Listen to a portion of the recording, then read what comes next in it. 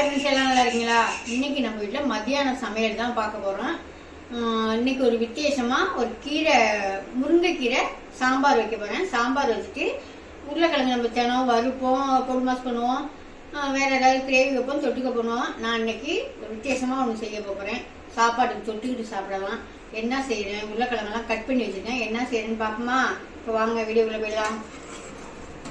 இப்போ நான் ஒரு 100 கிராம் பருப்பு, கீரை சாம்பாருக்கெல்லாம் பருப்பு நிறையா வேண்டியதில்லை, அதனால் ஒரு 100 கிராம் பருப்பு எடுத்துகிட்டு தக்காளி வெங்காயம் போட்டு வேக வச்சு வச்சுருக்கேன். கொஞ்சோண்டு மஞ்சள் பொடி போட்டுருக்கேன். இது நல்லாவே பருப்பு 2 விசில் விட்டு எடுத்து நல்லா கடைஞ்சி விட்டுட்டேன். இந்த அளவுக்கு இருந்தால் போதும், தண்ணி ரொம்ப திக்காக வேண்டியதில்லை. இதில் இப்போ கொதிக்குதா, இதில் நம்ம தேவையான ஜாமான்லாம் போட்டுடலாம். வெயிலுக்கெல்லாம் இந்த மாதிரி முருங்கைக்கீரை கிடச்சிதுன்னா சூப்பராக செஞ்சு சாப்பிடுங்க. உடம்புக்கும் நல்லா குளிர்ச்சி, நல்லா இரும்பு சத்து கிடைக்கும். கொஞ்சமாக மிளகாத்தூள், இதுக்கு முருங்கைக்கீரை சாம்பார் காரம்லாம் நிறைய வேண்டியதில்லை. அதே மாதிரி 1 ஸ்பூனுக்கிட்ட மல்லித்தூள், கலரை பார்த்தீங்களா எப்படி இருக்குன்னு. இப்போ இதுக்கு தேவையான உப்பை போட்டுருவோம். போட்டு ஒரு கொதி வந்ததுக்கு ஒருபாடு ஒரு கொட்டை நான் புளி ஊற்றுவேன். நம்ம போட்ட மிளகாத்தூள் மல்லித்தூள் நல்லா கொதித்து பச்சை வாடை போயிடுச்சு. கொஞ்சமாக நீங்கள் எவ்வளோ சாம்பார் வைக்கிறீங்களோ அதுக்கு தகுந்த மாதிரி கொஞ்சமாக காய்கறிக்கெல்லாம் சேர்க்குறது மாதிரி சேர்க்காம கொஞ்சமாக சேர்த்துக்குங்க புளி. ஏன்னா காய்கறியெல்லாம் போட்டு நம்ம புளி சேர்த்தோம்னா அது அது காய்கறிலாம் இழுத்துக்கிட்டு கரெக்டாக இருக்கும். நம்ம வெறும் கீரை ஒன்று தான் போட போகிறோம், அதனால் கம்மியாக புளி சேர்த்துங்க. தேவையான உப்பை போட்டுருவோம். தேவையான உப்பை போட்டு அதுவும் ஒரு கொதி வந்ததுக்கு பிற்பாடு, நல்லா கொதிச்சதுக்கு பிற்பாடு கீரையை போட்டு இறக்கிட வேண்டியதான். இறக்க போகும்போது கீரையை போட்டு இறக்கிடுவேன், நான் காமிக்கிறேன். அப்புறம் இப்போ இந்த ஒரு பாத்திரம் எடுத்துக்கணும். உருளைக்கிழங்கு எடுத்து 4-5 கட் பண்ணி நான் வேக வச்சு வச்சுருக்கேன். இப்போ இந்த பாத்திரத்தில் சேர்த்துக்கலாம். ஏன்னா 1 ஸ்பூனுக்கிட்ட இஞ்சி பூண்டு பேஸ்ட்டு, நான் ஒரு 1/4 கிலோ உருளைக்கிழங்கு எடுத்திருக்கேன். ஒரு 100 கிராம் கிட்ட கடல மாவு, ஒரு 50 கிராம் கிட்ட பச்சரிசி மாவு. பச்சரிசி மாவு நான் தனியாக அரைப்பேன். இந்த உளுந்து வடக்கி, இந்த மெது பக்கடா அதுக்கெல்லாம் தனியாக அரைப்பேன்னு சொல்லிங்கல்ல, இந்த மாதிரி தாங்க நான் அரைச்சி வச்சுக்குவேன். இது நான் தனியாக இதுக்கு அரைச்சி வச்சுருக்கேன். எப்படி குறை குறைன்னு பார்த்தீங்களா? நம்ம கோடை மாவுக்கு அரைக்கிற மாதிரி அரைச்சி வச்சுக்குவேன். இப்போ இதை சேர்த்துக்கலாம்.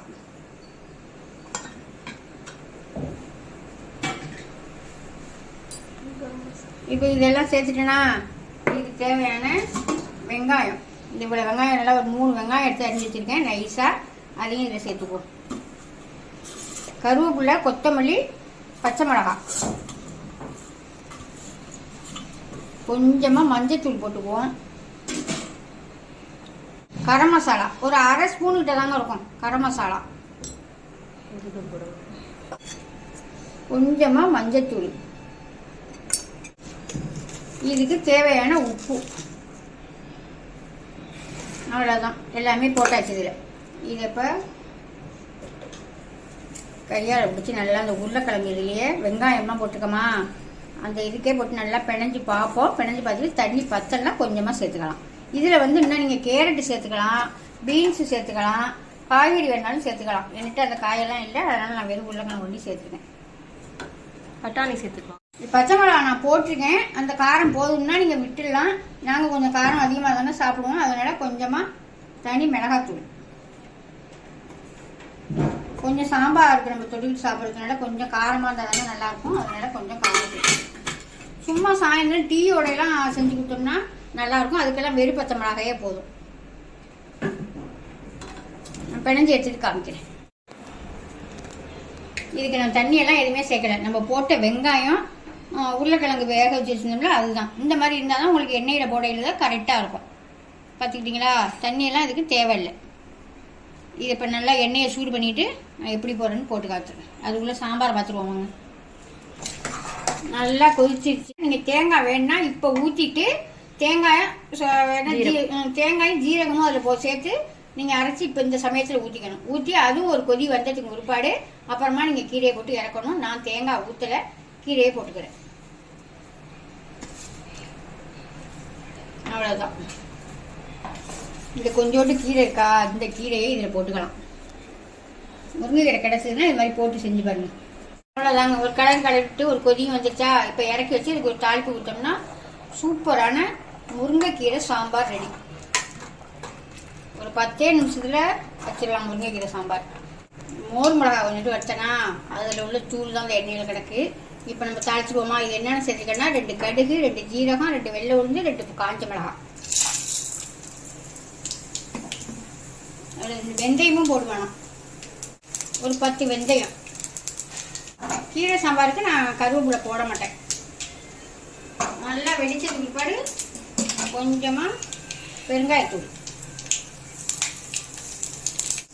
அவ்வளோதான். சாம்பார் வச்சு ஊற்றிட்டு கம்மன்னு சூப்பரான முருங்கைக்கீரை சாம்பார் ரெடி ஆயிடுச்சு.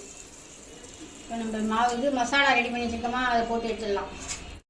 நல்லா முருங்கைக்கீரையெல்லாம் போட்டு நல்லா கிளறி விட்டு வச்சுட்டேன். தண்ணி கூட ஊற்றிடாதீங்க. தண்ணி ஊற்றாமலே இந்த அளவுக்கு இருக்குது. ஏன்னா நம்ம வெங்காயம் நிறையா சேர்க்குறோம்.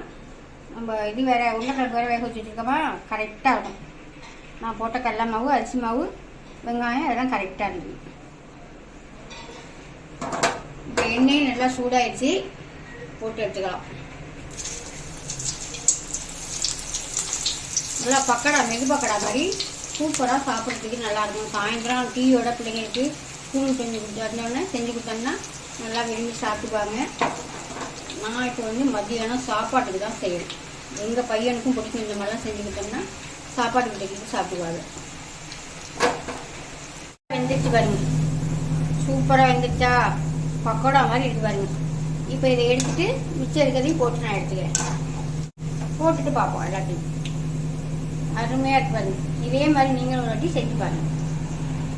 இங்கே பாருங்க, இது என்னன்னு பார்த்தீங்களா? தடன்னு கெட்டியான தயிர்.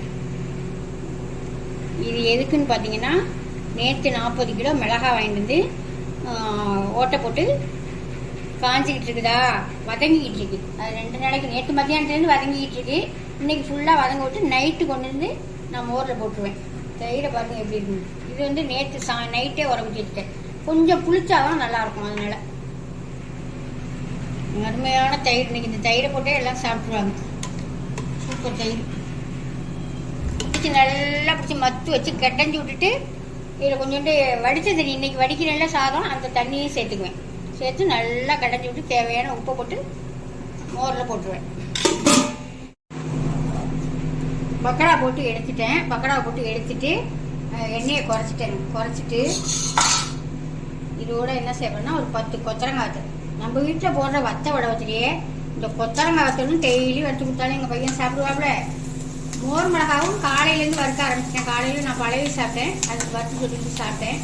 இனிமேல் ரெகுலராக மோர் மிளகாயும் கேட்பாரு. இந்த கொத்தரங்காய் வத்தா மோர் மிளகா ரொம்ப பிடிக்கும். அப்புறம் மிளகாயை வறுத்துட்டு நல்லா அடுப்பை சிம்மில் வச்சுக்கோங்க. நல்லா எண்ணெயை சூடு பண்ணிக்கிட்டு அடுப்பை சிம்மில் வச்சுக்கிட்டு இந்த மாதிரி 2 கலரிட்டு வறுத்தீங்கன்னா நல்லா வறுபட்டு போயிடும்.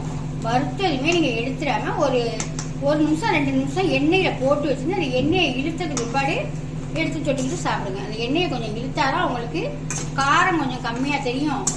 சாப்பிட்றதுக்கும் அந்த எண்ணெயோட சாப்பிட்றதுக்கு அவ்வளோ சூப்பராக இருக்குங்க. மோர் மிளகானா செத்த நேரம் எண்ணெயில் போட்டு எடுத்துக்கோங்க. எண்ணெய் இந்த மாதிரி கொஞ்சமாக வச்சுக்கோங்க. ஏன்னா அந்த எண்ணெய் நிறையா வச்சிங்கன்னா கொஞ்சம் கலர் மாறும்ல, மோர் தானே. அதனால் இந்த மாதிரி வறுத்து தொட்டிக்கிட்டு சாப்பிட்டு பாருங்கள். இந்த மாதிரி ரெகுலராக எங்கள் வீட்டில் மோர் மிளகா வச்சுக்கிட்டே இருக்கணும். மோர் மிளகாலாம் இப்போ ரெடி ஆயிடுச்சு. இப்போ திங்கக்கிழமையிலேருந்து பார்சல் போட போறியா கையிலே?